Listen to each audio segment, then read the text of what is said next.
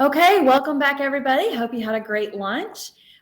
We got some really great things lined up for this afternoon. And so to start us off right now, we're going to have what we call our rapid fire session. We have a whole group of speakers lined up, and each speaker is going to take 10 to 15 minutes.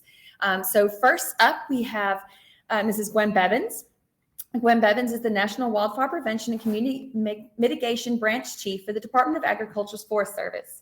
For nearly 36 years, she served the agency performing forest management, environmental policy, public affairs, interpretation, and fire education duties. Gwen has a Bachelor of Science degree in forestry from North Carolina State University, and her studies, interests, and experiences came together in her current position where she provides national direction for fire prevention and community wildfire mitigation programs. She serves on the National Wildfire Coordinating Group's Communications, Education, and Prevention Committee, and is the liaison for the Fire Prevention Education Team Subcommittee.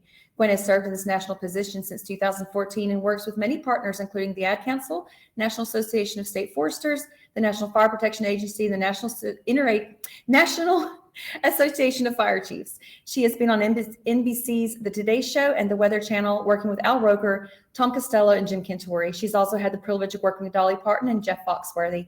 Gwen says it's a lot of fun getting celebrities to share their important wildfire prevention and community wildfire mitigation messages, but she feels the one-on-one relationships with people and local agencies and communities is where the real change happens. So thank you so much, Gwen. I'm going to turn it over to you. Thank you.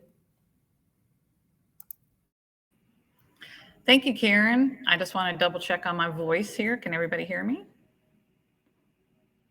Great, Gwen.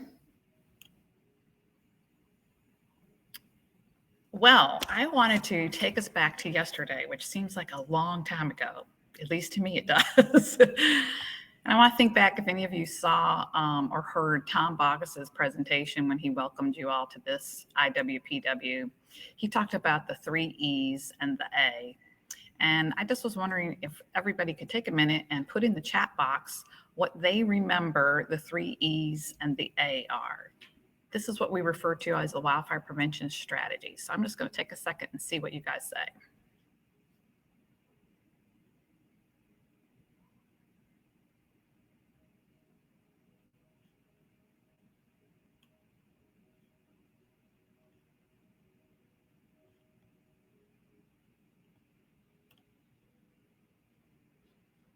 Okay, hopefully you found your chat box and you can type in there. Yeah, I actually see somebody got that. That's good. Okay, yep. So we've got education, engineering, and enforcement. And it's also the A is administration. So what we're going to do during this hour is or hour and a half, is we're going to look at administration. But I just do, like I said, want to remind you what the 3 E's are. So education deals a lot with campaigns, putting up posters, doing messages, working with the media, doing school programs and scout programs. Engineering is all about trying to reduce the spark. And Tom went over that a little bit. Some of the problems that we see are anytime that we have a spark that we can make a reduction in, that's when we're trying to focus on engineering. So we had someone present about trying to detect power line arcs. We didn't mention this one during IWPW, but a lot of our wildfires with railroads start when they do rail grinding. So that's something we try to look at. When you take a campfire ring and try to enhance that ring and make it better, that's an engineering technique. In enforcement, it's everything we can do to try to get the law across about whether we're in fire restrictions, whether we're in stage 1 or stage 2, if we're having burn bans, if we have to have patrols out, if we need to do ticketing, any sort of enforcement. Equipment inspections are part of enforcement as well. So what is administration? And this is what most people think of when they think of administration. They think it's just all the paperwork that's behind the 3 E's. So they think, oh, we have to document how many signs we posted today, how many visitor contacts we had, how many tickets did we write, how many hours and miles of patrol did we do. That might be a part of administration, but it's really a very small part of it. Administration, to me, is the most important component of the strategies that we have. We often say it's the 3 E's and the A, and A is at the end, but it really should be at the beginning, because the A, administration, is about planning. We have to plan for wildfire prevention. I have a friend that says that prevention is called prevention because it's what you do the very first thing before you do anything else. And when we're talking about planning, there can be a variety of ways of doing that. A long time ago, we used to just sort of sit down and think about who's our audience, what's our fire cause, and how are we going to meet that audience. We also have an NWCG course that deals with planning, and we look at risks, values, and hazards, and where are those fires historically happening and who's causing them, and mapping it out. We also now have a wildfire prevention spatial assessment planning strategy software program that we're going to talk about in this 90 minutes. So there's new ways to do planning, and I'm really excited about that. So that's the first step with administration. The other components you'll see on this slide deal with making sure that you have the capacity to do what you planned. So you have to make sure that you have people, staff, whether they're patrols or fire prevention techs or wildfire prevention planners, on board and are, the third bullet there, trained so that they know what they're doing. And we're going to hear from the NWCG Communications Education Prevention Committee Chair, and she's going to talk a little bit about the certified training courses we have in wildfire prevention. Sure, there are some elements of wildfire prevention that anybody can do, but there's actually a lot of science and thought and process behind how we end up with outcomes, how we can focus on that rather than how many brochures that we handed out. Then you'll see there on that fourth bullet there on the arrow is the budget. And actually, I wasn't really sure where to put the budget. I feel like it should come first, but you really do have to plan. So, but I didn't want it really at the very end, because the budget oftentimes is at the end of a lot of fire managers' thought process when they're budgeting for wildfire prevention. I feel sometimes like we sort of get the scraps and what's left, and then we decide what we can do with that. And really, that budget needs to be incorporated with everything you're doing. Maybe it even costs to have a plan developed. So you've got that cost, you have the cost of supporting your personnel, you have your cost of getting them training. A lot of it's virtual now, but there's still costs behind that training. So acquiring that budget is super important. And then we have networking. And networking to me is taking everything we're doing and integrating that into the wildland fire system that we have. It's giving people opportunities to go to meetings that we wouldn't think of as, quote, wildfire prevention meetings. Going to the cohesive strategy meeting, going to fire adaptive community meetings, maybe even attending WIFLIC, all these different types of meetings that go on about wildland fire. Fire prevention needs to be right there at the table. So as I said, I don't think the A should be at the end, but I'm not going to be able to change that. So the 3 E's and the A, I really feel administration is the first strategy we need to address.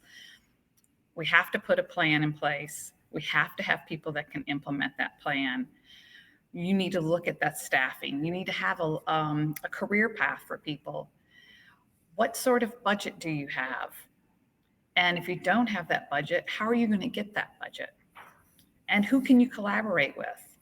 Do you have projects on the shelf ready to go in case funding does fall from the sky? Because believe it or not, that occasionally does happen.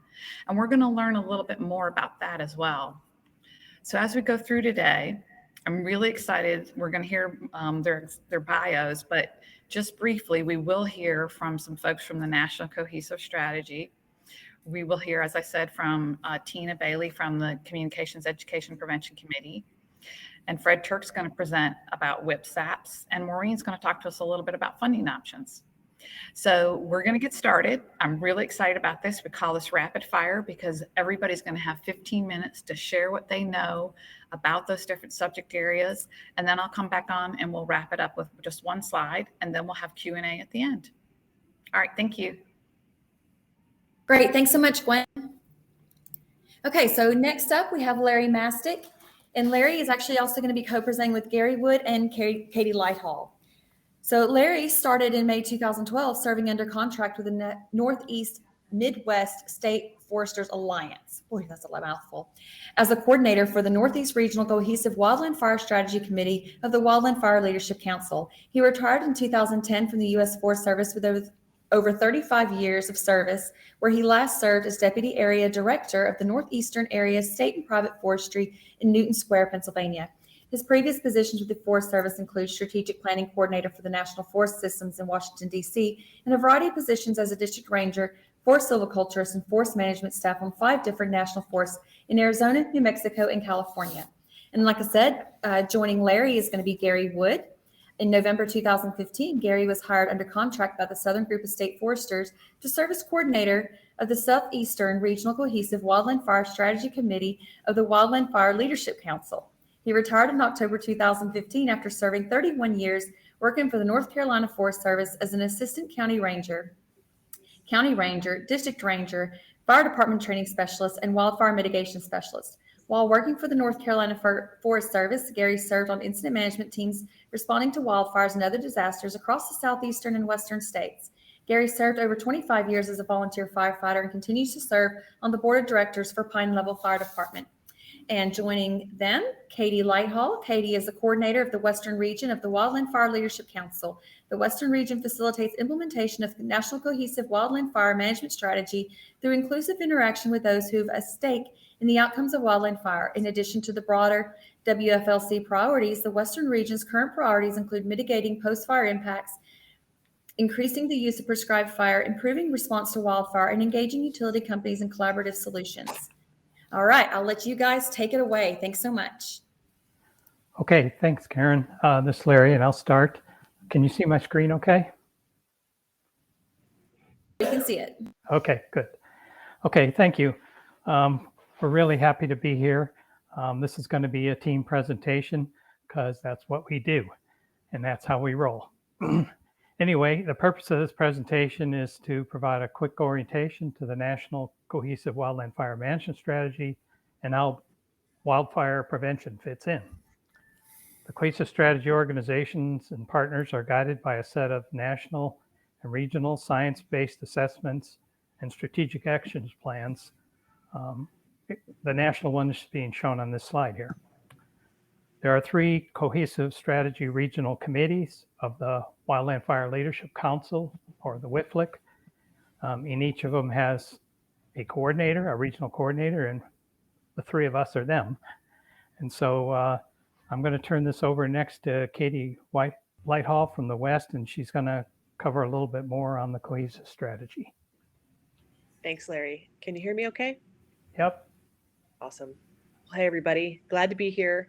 And I'm in Pittsburgh, where the IWPW is just downstairs a few floors. So that's been nice to co-locate with the NASF annual meeting and the IWPW. I'll get that, Gwen, I promise. Well, I thought I'd start my portion of our session today with the vision of the cohesive strategy. When the cohesive strategy was first developed, there was talk about a vision that would last a century and be the overall standard for what we want to achieve over the next 100 years. And that is to safely and effectively extinguish fire when needed, use fire when allowable, manage our natural resources, and as a nation, here's the big part, learn to live with wildland fire. And yesterday, Gwen gave a presentation to the NASF meeting, and she was talking about this workshop, and she noted that fire prevention is a very important part of living with fire. And so today we're going to make that connection for you between the cohesive strategy and fire prevention. The cohesive strategy offers 3 overarching goals that can be advanced by a number of actions, policies, and decisions, including fire prevention. Those 3 goals are resilient landscapes, you guys have probably heard these before, fire-adapted communities, and a safe, effective wildfire response. Resilient landscapes are those in which all jurisdictions are resilient to fire-related and other disturbances like insects and disease. Fire-adapted communities are human populations and infrastructure that are as prepared as possible to receive, respond to, and also, just as important, recover from wildfire or wildland fire in general. Safe, effective wildfire response is when all jurisdictions participate in making and implementing safe, effective, efficient, risk-based wildfire management decisions. So that's kind of a mouthful, but as you can see by the graphic on the right, those strategic goals all overlap, and that's on purpose. It's also on purpose that they are all grounded in sound science. If you make progress towards resilient landscapes, for example, you will also positively impact the goals of fire-adapted communities and safe, effective wildfire response. Next slide, Larry. Thank you. So now just a little bit about us. The Wildland Fire Leadership Council is made up of 19 national level agency and organizational leaders from federal, state, tribal, local, non-governmental organizations. And at the regional level, as Larry said, there are 3 of us.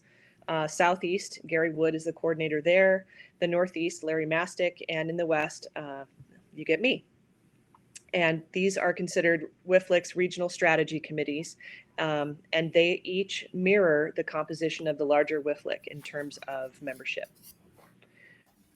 Changing the negative trajectory that we still face will not be quick or easy. WFLC sets the vision and expectations for cohesive strategy implementation to address these broad management issues, and tasked the 3 of us in the 3 regions that you see on the screen there with the implementation of the cohesive strategy.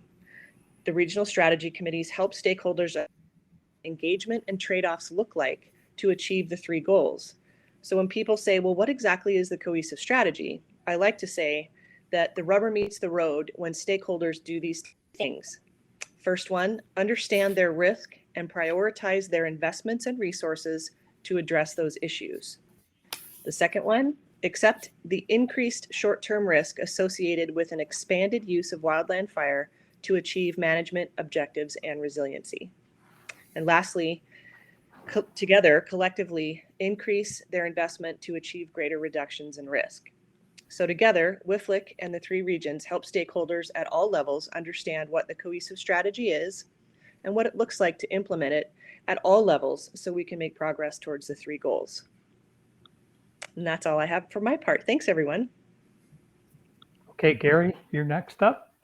When we look at the national strategy itself, it has 19 management options, and out of those 19, 7 of them support the fire adapted communities goal. These management options are actually designed so they can be used by anyone to support and emphasize their programs, such as the wildfire prevention program. There are 2 of those management options that specifically focus on wildfire prevention. And in addition, each of our regions have regional action plans with tasks focusing on wildfire prevention. So the observations that drive those management options, as well as our task and regional action plans, when you look at those, it's focusing on programs that target the prevention of human-caused ignitions, and they have the potential to substantially affect wildfire occurrence and extent, essentially all across the country. We also know there's a need to support fire prevention educational efforts, as well as to develop adequate and enforceable state and local ordinances related around wildfire prevention. And also there is clear evidence, as we hear all the time, that small investments in fire prevention help reduce the high cost of fire suppression, as well as those damages associated from destructive wildfires. Such programs are most effective when they focus on the underlying causes of these human-caused ignitions in those specific locations, and you tailor a prevention program that's specific to those factors that create the ignitions, as well as thinking about the dynamics within that particular community. So local solutions to local issues. Next slide, Larry. When we look at the cohesive strategy, in addition to it, the U.S. Forest Service recently produced a national wildfire prevention strategy that's guided by the cohesive strategy, as well as information from other national plans. Like the cohesive strategy, it emphasizes the value of collaboration. It also includes several national goals that are consistent with our cohesive strategy goals. When we look at the second goal of the strategic plan, it addresses wildfire prevention as an intra and interagency process. So that there again reinforces coordination, collaboration, especially when it comes to shared messaging. That fourth goal addresses wildfire prevention as being driven and supported by scientific research. And we know cohesive strategy is based around science, but also research needs to include social science so we know what makes folks do what they do and how we can hopefully promote a change with what they're doing. And lastly, that wildfire prevention is integrated into all fire management functions. You need to get the fire prevention involved with the fire suppression management early on, as well as integrated into your national, regional, and local fire management plans and functions. Turn it to you, Larry. Okay, thanks, Gary. My intent is not to make your eyes glaze over on this. I'm not going to go into details, but this slide is an attempt to illustrate how these national strategies and goals are intended to guide how wildland fire management activities, such as those carried out by wildfire prevention specialists, can and should support the national cohesive strategy and wildfire prevention goals. This illustration is a snapshot of the wildland fire management system. On the left, the national goals drive programs, which in turn are implemented by sets of activities. On the bottom and right-hand side of the slide, these activities are delivered by specialist skills, funding, supported by science-based information and tools, and the principles of effective partnerships, collaboration, outreach, and education, all working together to deliver the desired wildland fire management outcomes as represented by the three cohesive strategy goals. To be effective, activities, programs, and goals must be interconnected in the wildland fire management system, as has been mentioned earlier. For example, one can see that the national wildfire prevention goals mentioned earlier by Gary are embedded into the wildland fire management system. Specifically, wildfire prevention is an integrated process. Wildfire prevention is driven and supported by scientific research, and wildfire prevention is integrated into all fire management functions, as Gwen has pointed out.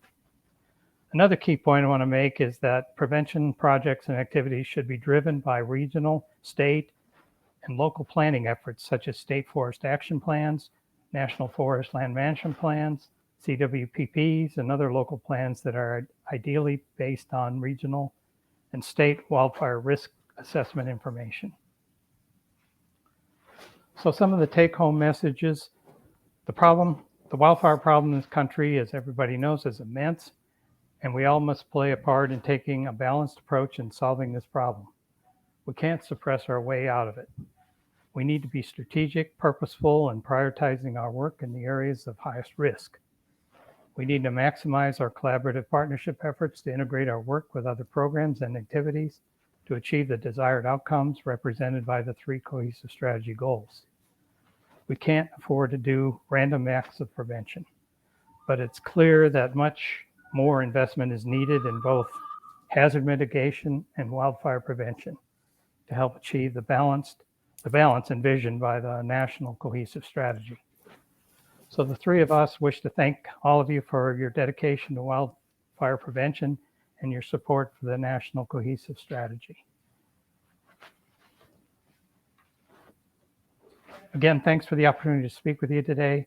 And we just want to mention, promote the upcoming 4th National Cohesive Wildland Fire Management Strategy Workshop, October 4th through 7th. It's all going to be virtual, and there'll be, you can find the registration information at the International Association of Wildland Fire website.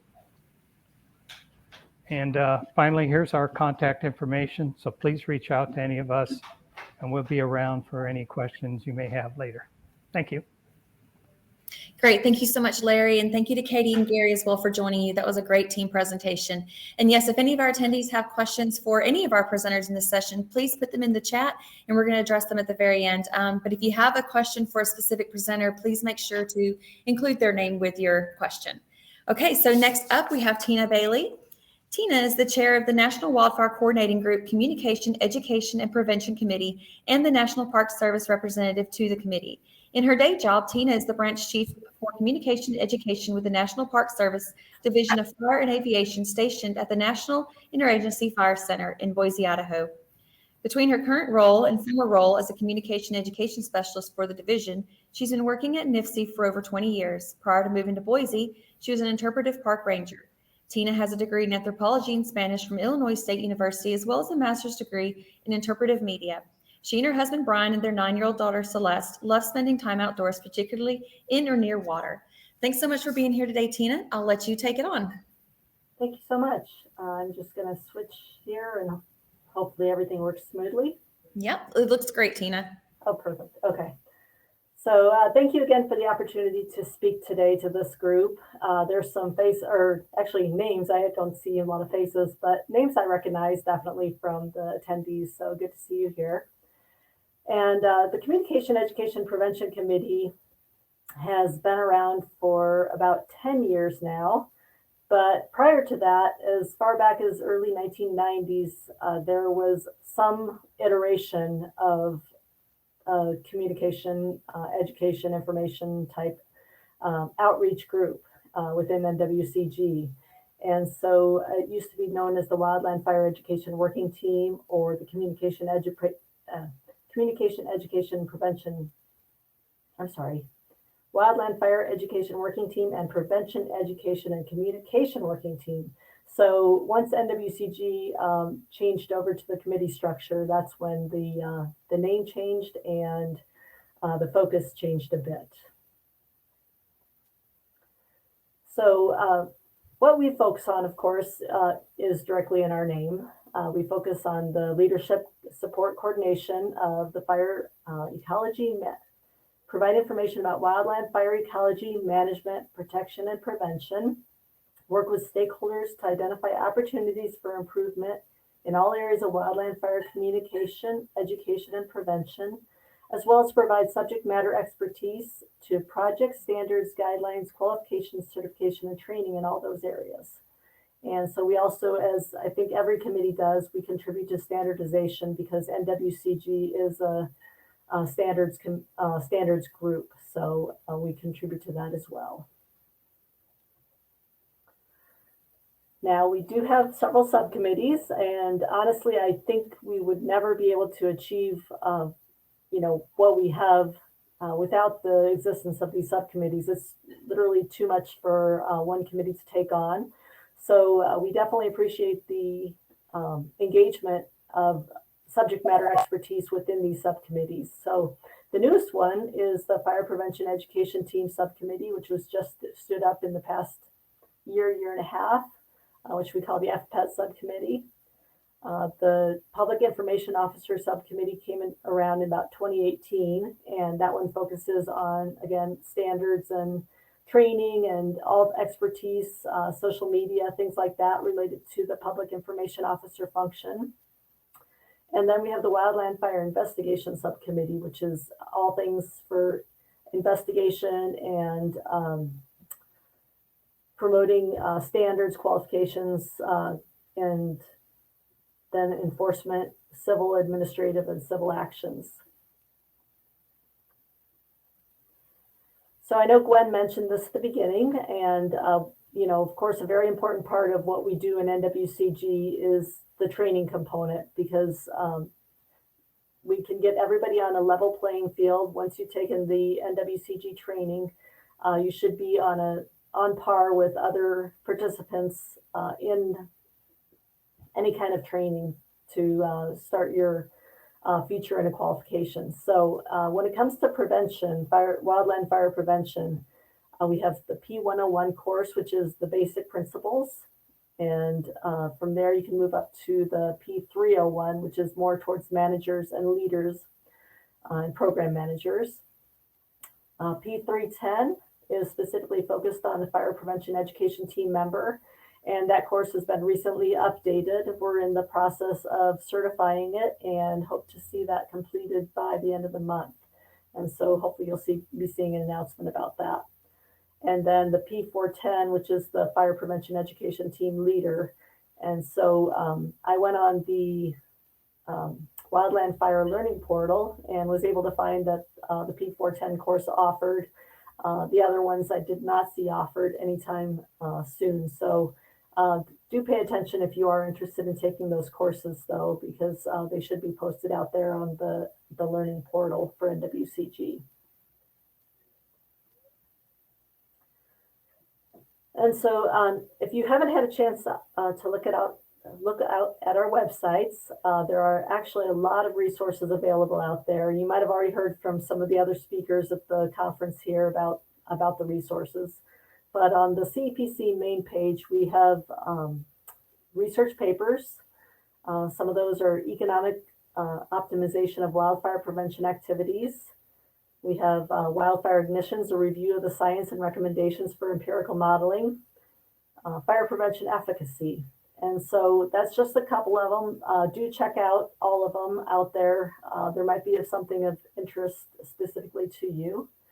Now on the fire prevention education team subcommittee page, we have the digital library, which is kind of one-stop shopping for visual and other resources that help for you to not have to reinvent the wheel. So if you're on a fire prevention education team, you can go out to the digital library and see what's already been created out there, whether it's a PowerPoint presentation, an InDesign file with a poster that you can print off easily. There is just lots of resources that'll help you out and just save you time and effort. So I encourage you to check that out if you're on a fire prevention education team, or even if you just need some prevention resources in your local unit. And then again, we have guidance documents that are specific to fire prevention education team members, leaders, and also to the host units that bring in the fire prevention education teams. There's a brochure out there that the Forest Service produced for fire prevention education teams promoting it, that again can be ordered up and distributed out to units that would be willing to host a fire prevention education team. And then as mentioned in the last presentation, the National Wildfire Prevention Strategy by the U.S. Forest Service is also out there if you want to check it out. I know Gwen said she encouraged in the chat, she encouraged people to develop one for their own agency. So perhaps that can be a model for your own agency. And no presentation would be complete without the ask. We would like you to help us out. One thing we heard from the geographic area training representatives was that they hadn't heard that people really wanted prevention training. And so one of our unknowns is course demand for those courses like the 101, 301, 310, 410. And so we encourage you to get in touch with your GATR, again, geographic area training representative, to let them know that there is a demand for prevention courses, that we need to put these on locally, regionally, nationally, in order to reach the widest group of folks we can. And so we encourage you to do that. Help out with deployment of the FPETs through geographic areas.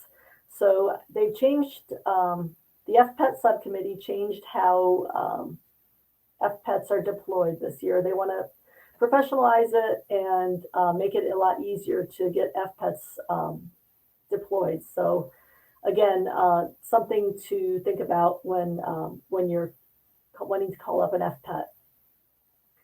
And of course, we're always seeking volunteers to assist in many different ways. We're looking for subject matter experts. We're looking for trainers. We're looking for people to help with projects, the doers out there. We know some of you are able to help us out. So we encourage you to put in some time and reach out to us, find out what is needed.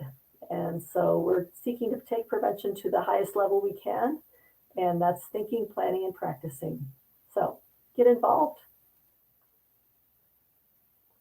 And if you don't know who your CEPC representative is, there should be one from the majority of NWCG member groups. And so I know this is really teeny tiny, probably print for you, but hopefully you can download the PowerPoint presentation or head out to the CEPC website on NWCG and find out who the representative for your agency is and get in touch with them. Okay, thank you for your time today. I really appreciate the opportunity to visit with you. Well, thank you so much, Tina. Thank you for your time this afternoon. And yes, the participants have access to all the PowerPoints as well as all the presentations are going to be recorded and emailed at the end of this event. Okay, so next up we have Fred Turk.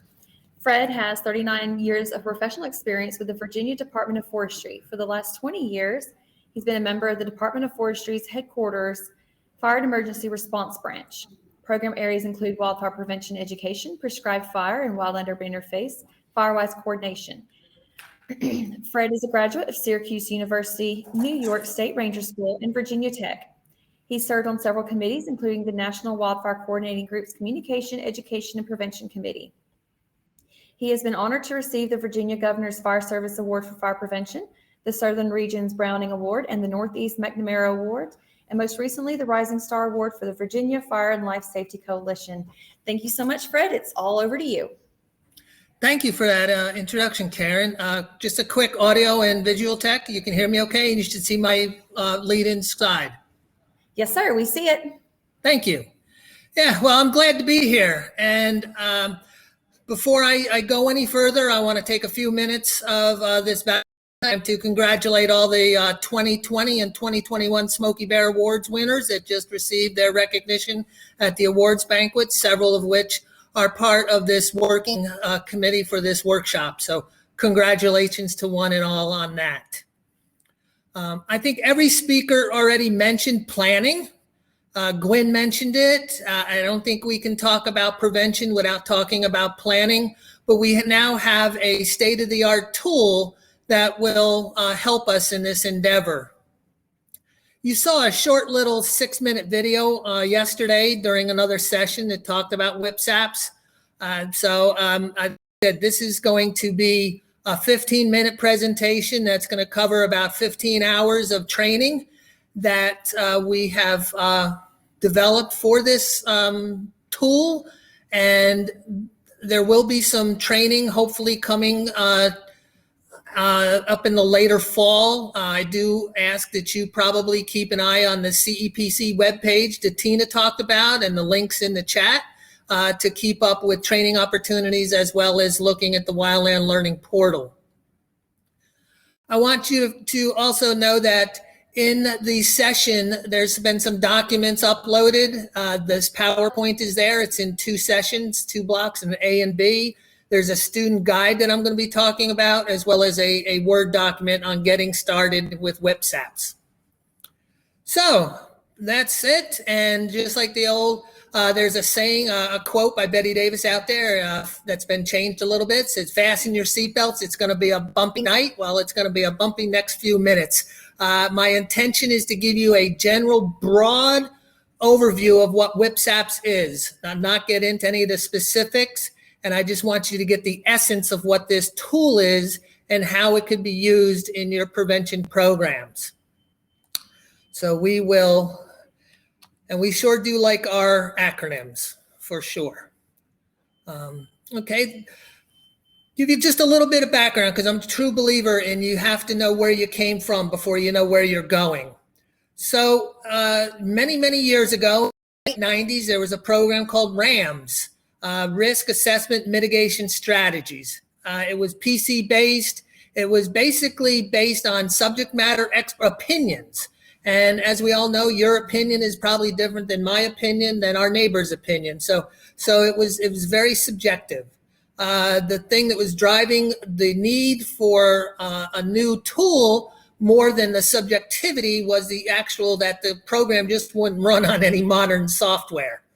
So a proposal was put forth in 2012. It was an interagency effort that would develop this program. And the BIA, and I'll mention the gentleman later again, Sam Scranton and his folks, really took the lead in developing this software. But the RAMs, it's been used. It's probably still being used out there in places. It was a very effective tool. It basically allowed us to look at layers and address hazard, risk, and value, and come up with high, low, medium, high, looking at the hazards, the risks, and the values that we then could focus our programs on.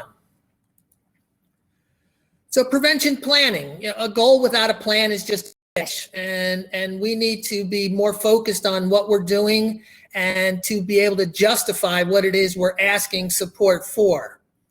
So why conduct a prevention program? As I said, it defines that program mission. Why are we doing this?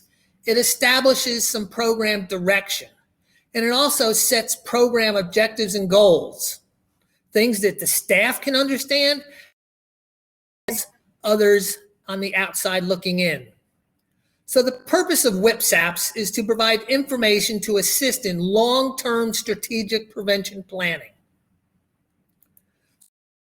In the mix, what is WIPSAPs? Well, think of it as a funnel. And in the top of the funnel, we're going to take ignition risk. We're going to take catastrophic fire potential, the Forest Service WFHP data. We're going to look at land fire data. We're taking the wildfire hazard potential. Well, we effectively call it the Karen Short data. It's fire history. We're looking at the Department of Homeland Security data for energy, schools, and infrastructure. User values are put in. Agency data is put in the areas of recreation, infrastructure data. All of this is put into this funnel, and in the bottom, out comes WIPSAPs. So what is WIPSAPs? This is a result map. If you do go through the planning process, this will be a typical result map. It will look at, you can look at your compartments. You can take it down as small as you want. And the larger you get, the more time it takes and the more complicated. So it could take a couple county area, a district area, a forest area to come up with results. I am remiss just a little bit. I need to mention, back up just a second, that this program is currently just available to the 50 states and within the compounds. It's not really available or that could be utilized in Canada or friends out there from other countries. However, I'm going to mention to you that guide.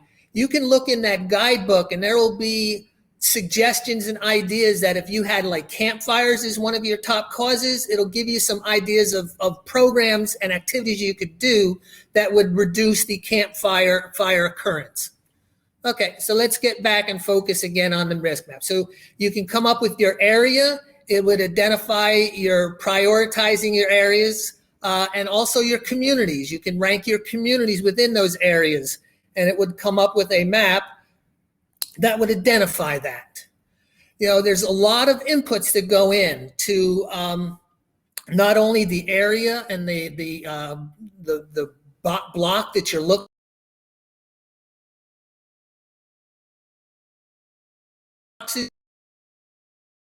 And you start plugging through this information. And I'm just going to show you the next several slides are some of the layers that go into this. Again, don't really focus on the map itself. Just look at so we're looking at the fire occurrence, the number of fires per about 5 square miles. So that's one layer we're looking at. Another one is human-caused fires discovery by day of week. That has all that fire data, and you can look at the days of the week that you're having high fire occurrence. So you see how just that in itself could be a valuable tool. Then we looked at the day of the week, we can look at where the fires are occurring, what month that these fires are occurring. Then we're going to look at the human cause. What are by size? Where are the small fires, big fires? Again, this is another layer that goes in. This is all based on historical Karen Short data that will be updated when that data is available. Again, so here's another one that is on the human caused fires. Right now, this is based on the 9 fire causes. You heard yesterday the discussion on the new fire causes, and that's another iteration of this as we move into the future, is how do we crosswalk from the traditional 9 causes into the new ones. Then there's the wildfire hazard potential. There's the land fire data out there is a layer. Values at risk are a layer, and they're identified in high, medium, and low. Ignition risk is another layer that is looked on.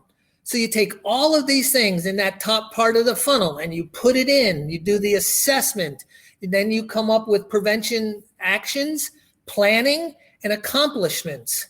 That's what this whole goal is. It identifies, what it is you're going to focus on, what's your top fire causes,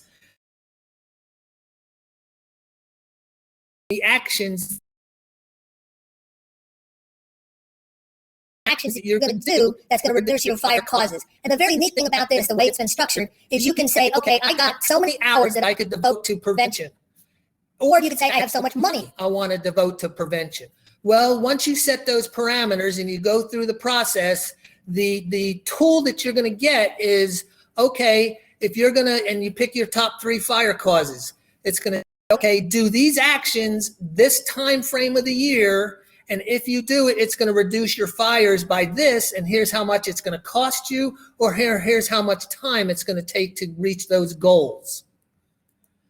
As I said, there's 2 great documents out there that a friend of mine, Pat McDowell with the BIA, created.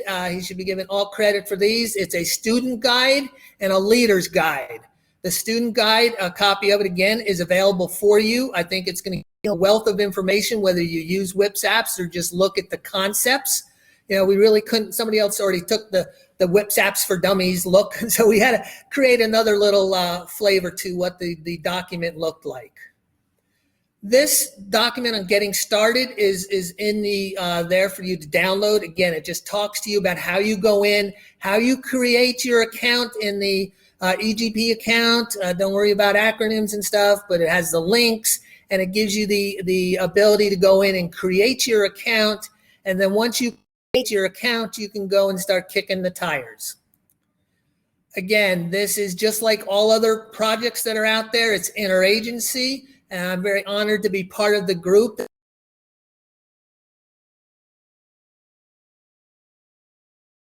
Component of making this happen. And then there's John Skinner with the BLM, Anna Henderson with the Forest Service, Becky Brooks with the Fish and Wildlife Service.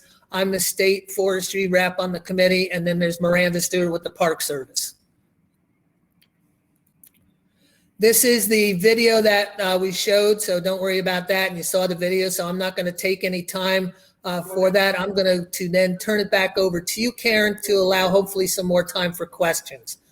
Thank you very much. Great. Thank you so much, Fred. That was exciting to see all about WIPS apps. And then just to follow up Fred's presentation, he had asked us to launch a quick poll just because we think it'd be really interesting to see where everybody's from right now. So we're going to get that poll up and going. If you just select where you're from and hit submit for us. And then we'll move on to our last, but certainly not least presenter for our rapid fire round, Ms. Maureen Brooks, who we actually got to spend some time with yesterday evening in our social hour. Maureen Brooks is the National Wildfire Prevention Manager on the USDA Forest Service Fire and Aviation staff in the Washington office.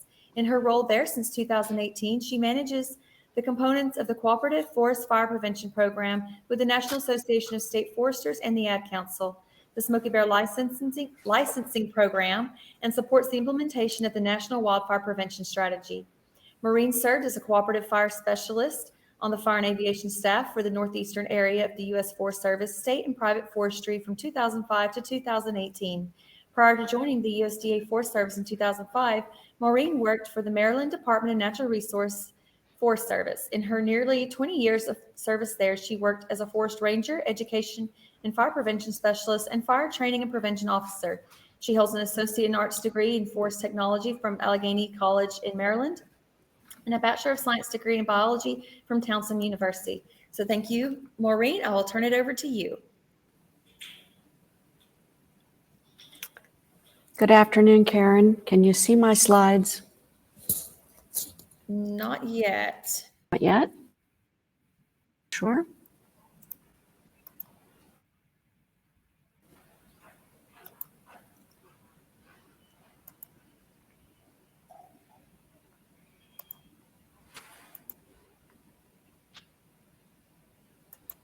Okay, now we see it.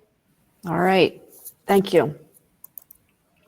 So good afternoon, everyone. Thank you very much for the opportunity to visit with you again. My topic today is about what I didn't want to talk about last night for those of you who were with us, is about money and budgets. So I wanted to talk a little bit about my experience in leveraging dollars, using agreements and volunteers, to get the money done, to get the job done. In other words, show me the money. I mean, it is where the buck stops, right? So as you have planned your fire prevention program, you now have a plan. So now what do you do? I mean, we've talked about WIPSAPs. Gwen talked about the planning aspect. How do you really bring it all together and get it out on the ground? So there's a few ways that I have found over the years that, there's some places to look, and sometimes people may not know really where to look in their, within their agency. So I always will say start at home. Look at your agency budget, find out where your funding comes from, what it can pay for, what it can't pay for. Get familiar with how all that works. How do you buy things? How do you do things? How do you actually put the money together? So I will say, it's always important to start at home first. That we do have international guests on the call today, and I just wanted to mention that most of my funding examples, of course, really reflect that of our U.S. agencies. So I will I'm sure there are similar things that might be available to you where you are and where you work. But some of the things we're going to talk about is agency budgets today. We're going to talk about grant programs, and I'm going to share with you some, volunteer experience and, about where you might go to find what you need. So within the federal government, there's a few places where fire prevention is funded. And for the Federal Forest Service, my agency, we do fund state programs through a program called State Fire Assistance. And in that, it provides base funding and for funding and response. And the states all get an allocation for their agencies. It is obviously to a process, but those funding dollars, what we call SPCF, can be used for wildfire prevention programs and activities, and so and they can also be used for work with local fire departments. Within State Fire Assistance, we also have a competitive grant funding program. It varies across the nation as to how it actually is worked through, whether it's Western region, the Southern region, or the Northeast. But that competitive grant funding can also be used to fund prevention and mitigation work. And then there's also the Volunteer Fire Assistance Program. It is funding that goes to rural fire departments, and they actually can apply for grants to support their programs, their suppression and prevention programs. And each of those programs are determined by how the state determines what's eligible. But wildfire prevention is included within the VFA volunteer fire assistance funding. On the National Forest System side, we have preparedness dollars, what we call WFPR. They actually support the basic fire organization and our capability to prevent and respond to fires. So one of those things that it is actually listed in the guidance that it is intended to be used for wildfire prevention activities and programs. So it's important to look into, if you're a Forest Service, National Forest System fire prevention person, you want to look into the availability of WFPR funds for your work. And then finally, we have, when things are pretty extreme, we do have severity funding. And in a severity request, which would include all the other activities related to those extreme conditions that are happening at the time, prevention funding can be included within that severity request. So it's important to know that, so that you can ask to have your programming that's pertinent to that time of year included in the severity request. So do keep that in mind. In the Department of Interior agencies, which of course includes the Bureau of Indian Affairs, Bureau of Land Management, National Park Service, and the Fish and Wildlife Service, funding for fire prevention varies on where you might find it. In the Bureau of Indian Affairs, there is preparedness funding that's available for tribes and the BIA agencies that can be implemented, but they have to have a prevention plan in order to qualify for any of the funds that might be available in that preparedness funding for the prevention programming. They do also have, like the Forest Service, severity funding that's constant throughout the DOI agencies. But BIA has told me that they currently don't have any funds available for grants to partners. So, these things vary. So you just kind of have to try to understand the landscape of where budget money comes from. In the Bureau of Land Management, they have fire preparedness, severity and cost recovery funding sources that can pay for fire prevention projects and programs. And they also have prevention education initiatives can be paid for, that they have with non-governmental entities, can be used through an assistance agreement with those NGOs for prevention and education funding. So just be on the lookout and be aware of where you might find those dollars too. The National Park Service currently has severity funding only available for fire prevention. And then the Fish and Wildlife Service, they do fund fire prevention actions through their wildfire suppression and fuels accounts. And once again, they also have severity funding. So I just think it's important to understand the lay of the land when it comes to your prevention, where you might find prevention dollars, whether you're at the state level or at the federal level. Another significant grant that's available is the Joint Chiefs Landscape Restoration Partnership. Now, it's Joint Chiefs because it's between the U.S. Forest Service and the Natural Resource Conservation Service. And the intent is to improve the health of forests where on both public lands and grasslands to connect, where they connect with privately owned lands. So it's that state and private thing and federal and private thing. And but it's on the landscape level. So, when Gwen talks about that we need to integrate fire prevention more into the fire management system, it's also needs to be integrated into the land management system that we all operate with. So when there are those opportunities that you have a priority landscape where you also have a fire prevention issue that you want to work on, it would be good to insert yourselves into that process of planning for a Joint Chiefs an application. So it's when they do those proposals. So wildfire prevention definitely is included as one of the projects that is funded under this funding source.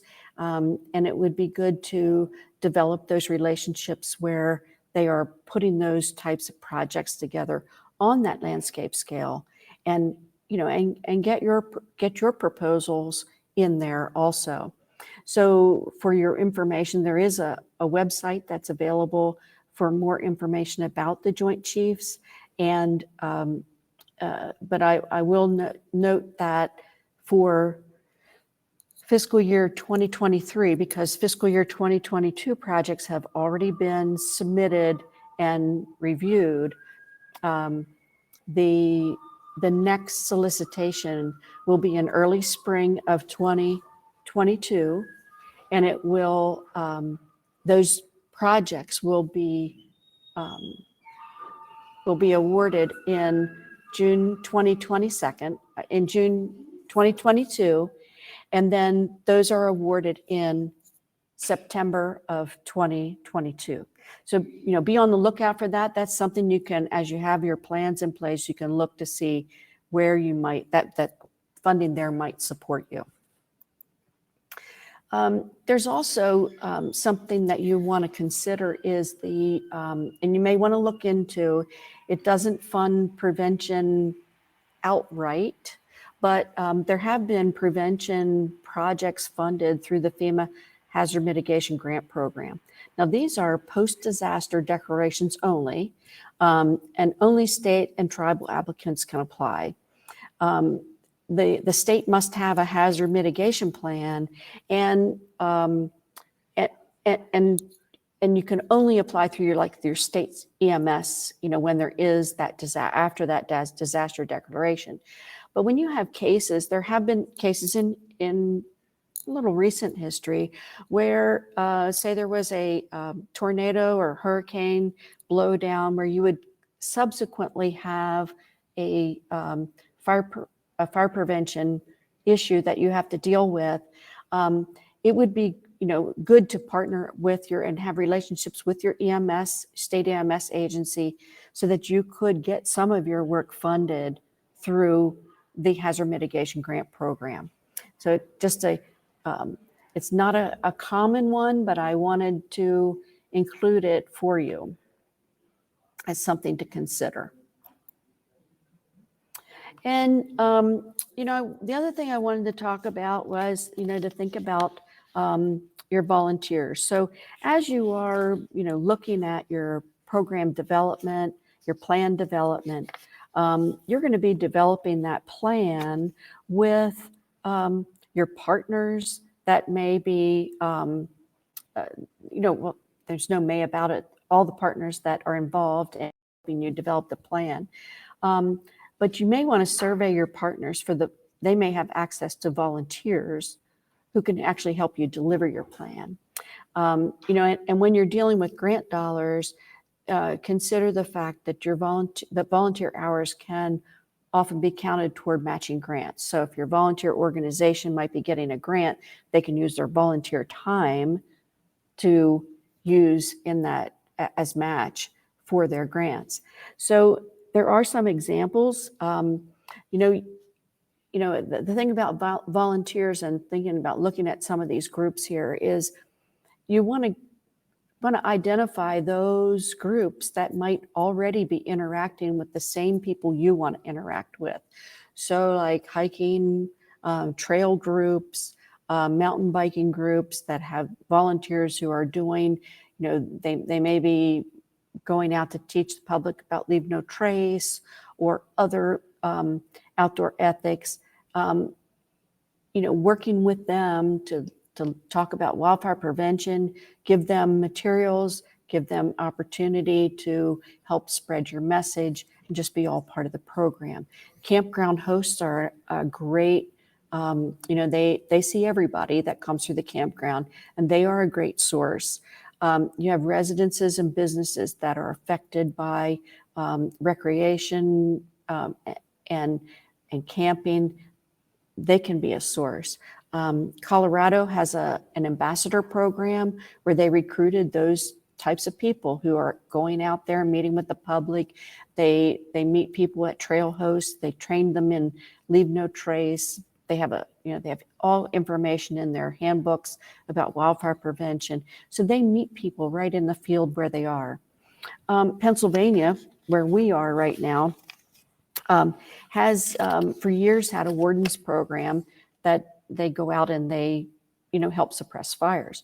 Well, they also have a subset of that Wardens program. They've had it for, I don't know, decades, but they call it the Wardens Helping and Prevention Program. They call it the WHIP program. So there's wardens who are interested in going out and doing outreach with the public. So the wardens, do smoky programs. They meet with the public. They do parades, whatever types of programs that might come up. But they're an established program. They're part of the Bureau of Forestry. Sometimes you could say at this point. So think about where your volunteers are. Where are those other people that might be out there who can help you with spreading the message? So as a person who's after 40 years in this business and coming up on the end of my probably end of my career, I have made some mistakes. I've had some wins, had some losses, and there's those lessons learned. So I thought I would share with you some of just what I call some takeaways for things that you want to consider as you are thinking about your wildfire prevention programs, and how you can maybe avoid some of the pitfalls and doldrums that I maybe had. One of the things is developing, we've heard a lot of talk about it today and yesterday, but really it's important to develop that cause-based wildfire prevention plan. Sometimes things will work out and you will get the funding that you need, but I guarantee you, and sometimes you won't, but I guarantee you will get nothing if you don't have a plan.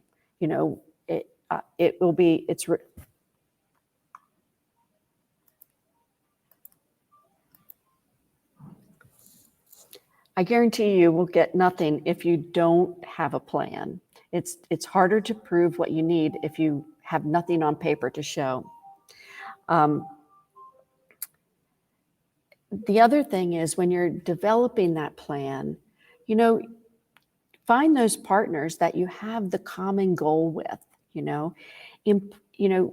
They're out there. It's they're people in the community. It's the community. It can be businesses. It can be other agencies. But when you are developing that plan, get them in on the ground floor and include them in the plan, in the actual planning phase. There's nothing worse than developing a plan and then going out and trying to sell it to the people that you want to help you do it. It's kind of like, they're going to say, why didn't you call me last week? So get them in on the ground floor. Just another lesson learned. Something that another bullet there is, I say, assess the capabilities of all the partners, including you. I call it do the SWOT. Identify the strengths, weaknesses, opportunities, and threats that you have in your plan. What are the strengths of your partners and you that you can contribute to the plan?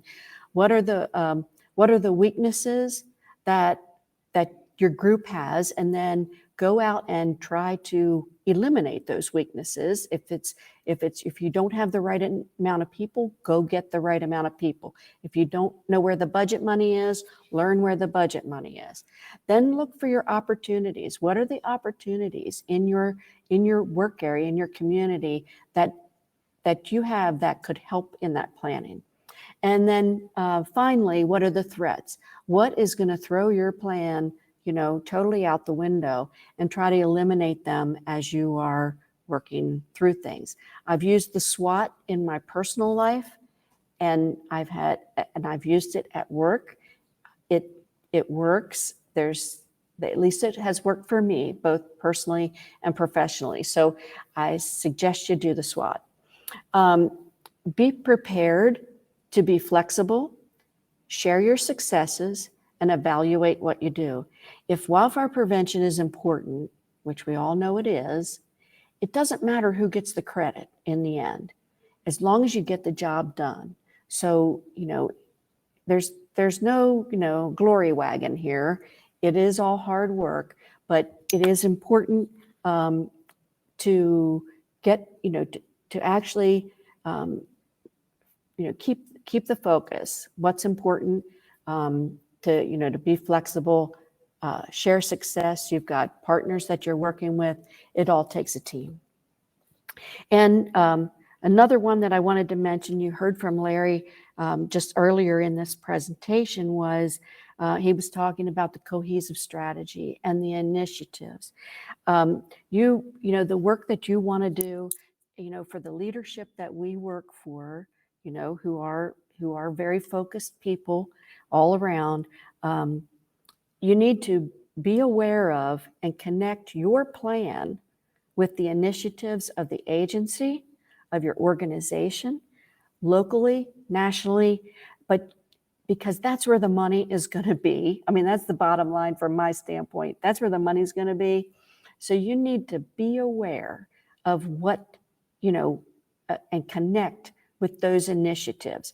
Figure out how your program connects with it. It's, and you can do it. So, but you heard that from the cohesive strategy folks a little bit earlier. I will also add another thing is show your results. Be prepared to talk about your results.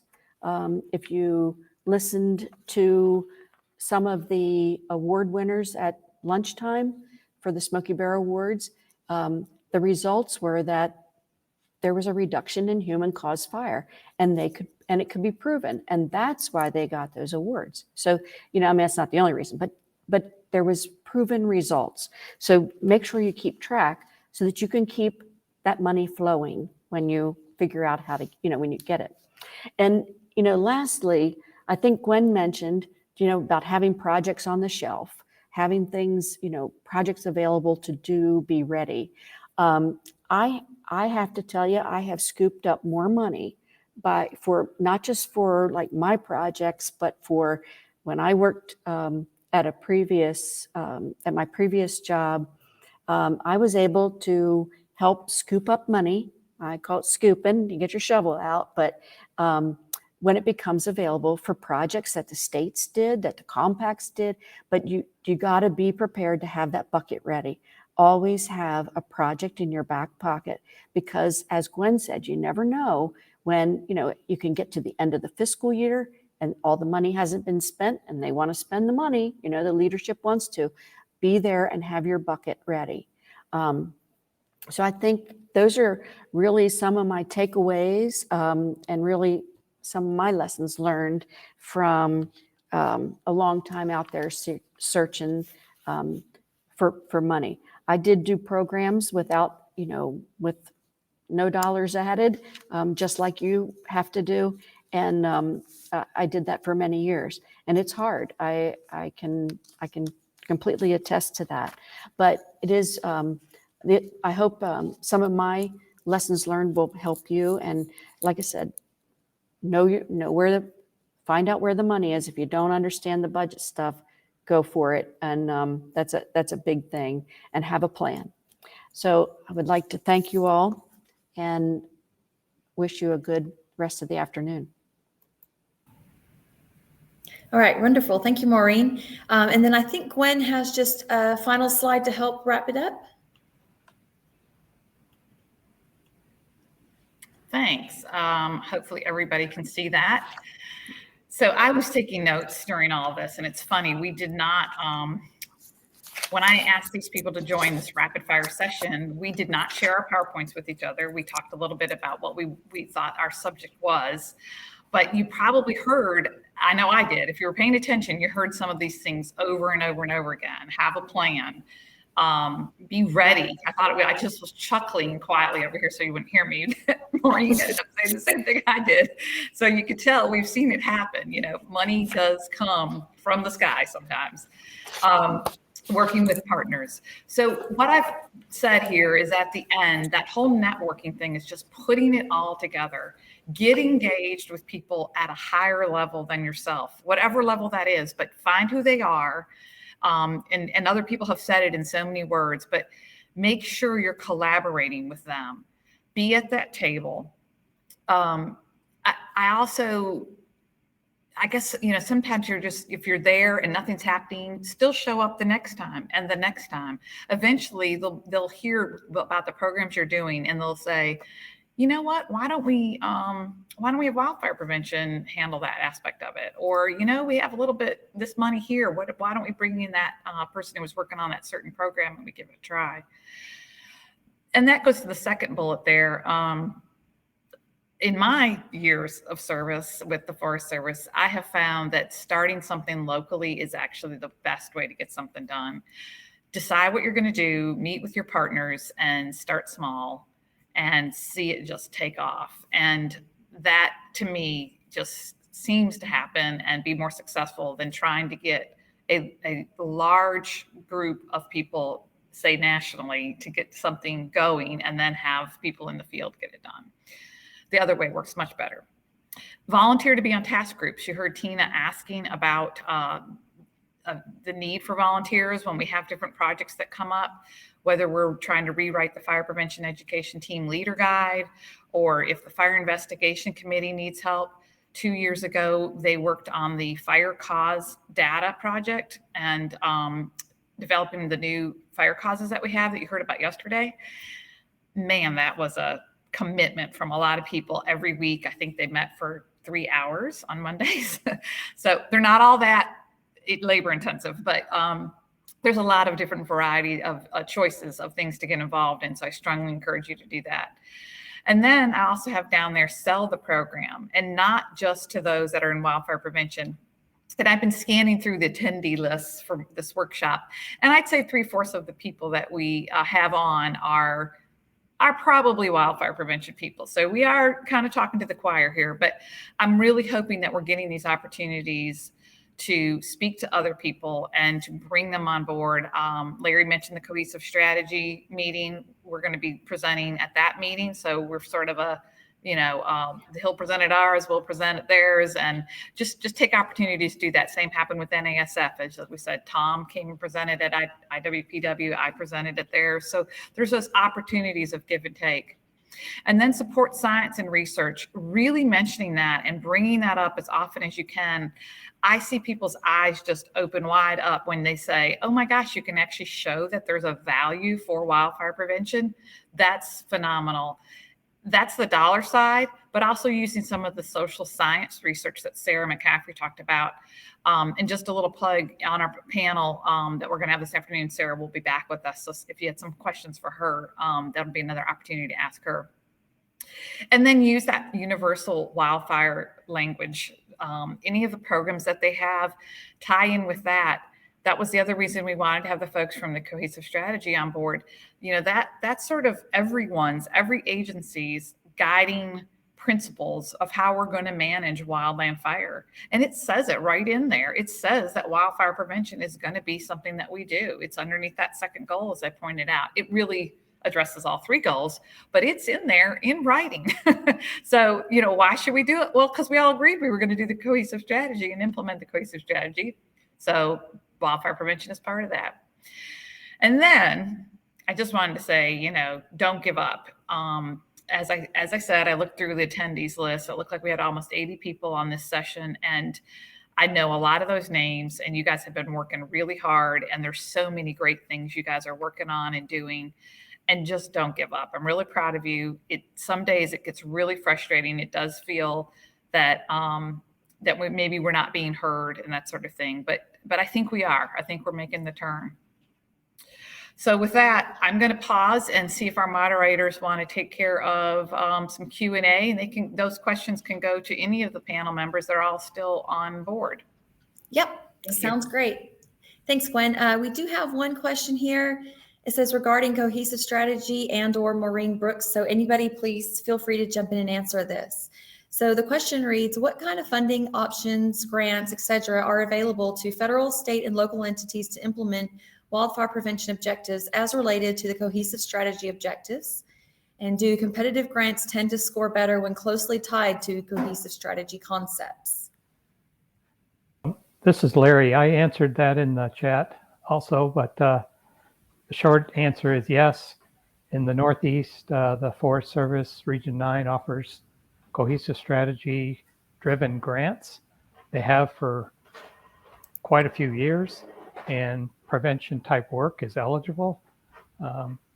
I would refer folks to Dennis Fiore to provide some more details, but there's an annual grant process there for one thing. Yeah, this is Gary. If I could chime in also, I answered in the chat as well, but a good place to start is within your state forestry agency. Get together and talk. If you're with us, see something you can work with your protection folks on. But thinking outside of the box a little bit, in FPA they have regional fire prevention specialists, risk reduction specialists, a good collaborative group to work with and talk there, and they can help guide you and find some private monies that may be out there as well as the LSR grants. I'll just echo what those two said, but also include the opportunity for non-traditional partners.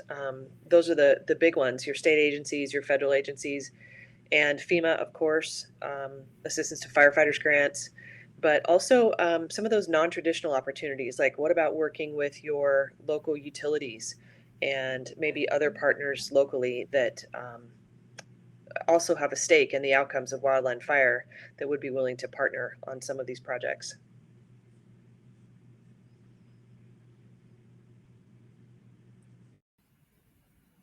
Okay. And finding it in the cohesive strategy should definitely increase your odds in ranking.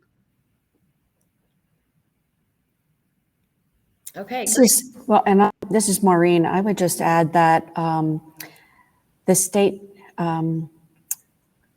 the forest action plans that the states have, you should also be aware of what is in those plans and tie your grant, your program to that, your project request to that too. Because if it ties to the state forest action plan, it indicates that it's if you can show that it's a priority for the state, as well as it fits in with the cohesive strategy, it kind of gives you the more opportunity there for success. Okay, great. Thank you so much to the group for those answers. And this next one has also had some comments added to it in the chat, but I'd like to go ahead and read the question for the benefit of the whole group. So related to Gwen's comment on agency wildfire prevention plans, are there examples or templates of successful agency wildfire prevention plans that can be referenced? And I have seen a couple of links dropped for some templates. So, but Gwen, I'd like to hear your take on that, or if you have any advice on templates. Okay, you sound like my boss, whoever asked that question. And maybe he's on and that's an alias for him. But he always says, well, where's the gold standard? And honestly, there isn't like a gold standard of wildfire prevention plans. But when you do take P301, or if you take WIPSAPs, you will learn that there are certain elements that you should have in your fire prevention plan. You should talk about what your fire history is. You should talk about what your risk, your potential for ignition, your hazards, that's your fuels and your topographies and what issues you have with those, and your values. What's the potential of loss? And then you're going to identify general and specific actions. General actions are those that address audiences as a whole. A lot of media type work and billboards and things like that are a lot of general actions. Specific actions are a lot of what Linda was talking about this morning, where you have a certain audience and you have a specific fire cause. Like, let's say you have an arson problem, and you know that audience. And so your action is going to be that you bring in arson dogs. And so that's all part of it. And you will learn that in 301 or when you're going through WIPSAPs on what elements you need to identify. 301 talks a lot about what your outcomes are as well, which is super important. I see in the chat box, they did put the link for the Forest Service one. There are some forest plans that I think are quite good.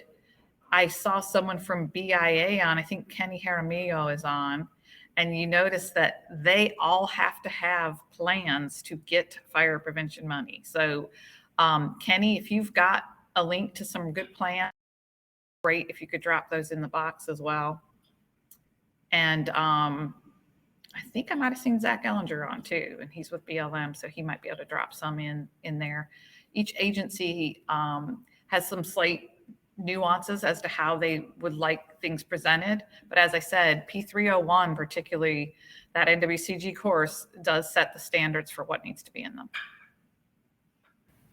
Excellent. Thank you, Gwen. And we have just 4 minutes left of this session. So do any of our presenters have any just closing comments or words of wisdom for the group?